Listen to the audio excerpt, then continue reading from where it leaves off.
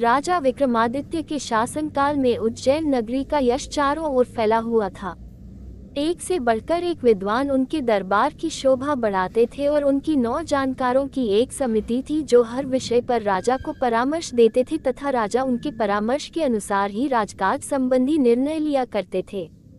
एक बार ऐश्वर्य पर बहस छिड़ी तो मृत्युलोक की भी बात चली। राजा को जब पता चला कि पाताल लोक के राजा शेषनाग का ऐश्वर्य देखने लायक है और उनके लोक में हर तरह की सुख सुविधाएं मौजूद हैं, चूंकि वे भगवान विष्णु के खास सेवकों में से एक हैं, इसलिए उनका स्थान देवताओं के समकक्ष है। उनके दर्शन से मनुष्य का जीवन धन्य हो जाता है। विक्रमादित्य ने सशरीर पाताल लोक जाकर उनसे भेंट करने की ठान ली। उन्होंने दोनों बेतालों का स्मरण किया। जब वे उपस्थित हुए तो उन्होंने उनसे पाताल लोक ले चलने को कहा। बेताल उन्हें जब पाताल लोक लाए तो उन्होंने पाताल लोक के बारे में दी गई सारी जानकारी सही पाई। सारा लोक साफ सुथरा तथा सुनियोजित था। हीरे जवाहरात से पूरा लोक जगमगा रहा था। जब शेषनाग को खबर मिली कि मृत्युलोक से कोई सशरीर आया है तो वे उनसे मिले।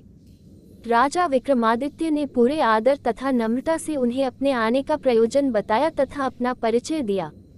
उनके व्यवहार से शेषनाग इतने प्रसन्न हो गए कि उन्होंने चलते वक्त उन्हें 4 चमत्कारी रत्न उपहार में दिए। पहले रत्न से मुमानगा धन प्राप्त किया जा सकता था।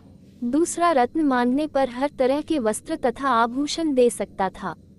तीसरे रत्न से हर तरह के रथ, अश्व तथा पालकी की प्राप्ति हो सकती थी। चौथा रत्न धर्म कार्य तथा यश की प्राप्ति करना सकता था। काली द्वारा प्रदत्त दोनों बेताल स्मरण करने पर उपस्थित हुए तथा विक्रम को उनके नगर की सीमा पर पहुंचाकर अदृश्य हो गए। चारों रत्न लेकर अपने नगर में प्रविष्ट हुए ही थे कि उनका अभिवादन एक परिचित ब्राह्मण ने किया।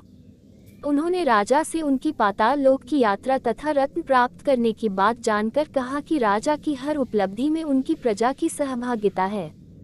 राजा विक्रमादित्य ने उसका अभिप्राय समझकर उससे अपनी इच्छा से एक रत्न ले लेने को कहा। ब्राह्मण असमंजस में पड़ गया और बोला कि अपने परिवार के हर सदस्य से विमर्श करने के बाद ही कोई फैसला करेगा। जब वह घर पहुंचा और अपनी पत्नी, बेटे तथा बेटी को सारी बात बताई तो तीनों ने 3 अलग तरह के रत्नों में अपनी रुचि जताई। ब्राह्मण फिर भी किसी निष्कर्ष पर नहीं पहुंच सका और इसी मानसिक दशा में राजा के पास पहुंच गया। विक्रम ने हंसकर उसे चारों के चारों रत्न उपहार में दिए।